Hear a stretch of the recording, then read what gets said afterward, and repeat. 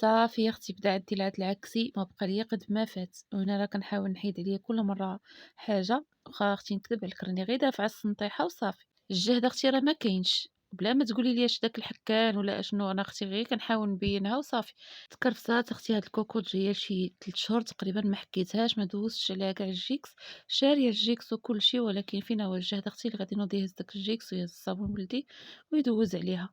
وأنا قلت صافي خلّيني كل نهار مثلًا نحيد حاجة، كيما حيدت الكوكوط، غدا نحيد البرمة، ماشي غير الماعن البنات، راه غنبدا نقي كلشي الدار كاملة، غنبدا نقي بشوية بشوية، غير الله يعطيني الجهد ويجيب الفكاكة إن شاء الله على خير وبخير، نكون إن شاء الله من يجي فين يوصل هداك النهار تنكون ساليت كلشي. طلع حتى هما البنات غادي نحيدهم غدا إن شاء الله، وغادي نصيفطهم يتصبنوا، غنصيفطهم لدارنا، راكم عارفين أنا ما عنديش فين ننشرهم هنا، دارنا هنايا راه قرابين ليا وعندهم سطح كبير، غنصبنهم تمايا ولا يصبنوهم ليا هما تمايا وينشروهم حتى ينشفوا، عاد نجيبهم ونعاود نلمّط ثاني نعاود نلمّط الصالون، المهم نقي الدنيا بشوية بشوية. كملت اغسل الكوكوط في الحكان وغادي نصب هنايا شوية ديال الصوبة، غندير فيها حتى شوية ديال الروز والعطرية ونسد عليها ونخليها طيب حتى اللخر، وطحنها عادي وندورها بالشعرية حتى تقولوا لي البنات واش تبغوني نشارك معكم حقيبات الولادة.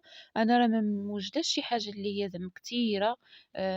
عندي خواتاتي يلاه والدين باقيين عندي شي حويجات ديال بنتي، يعني ما شريتش بزاف ديال الحوايج، خديت غير اللي ناقصني صافي، ومازال باقيين شي حوايج ناقصيني غادي ناخذهم ليا انا.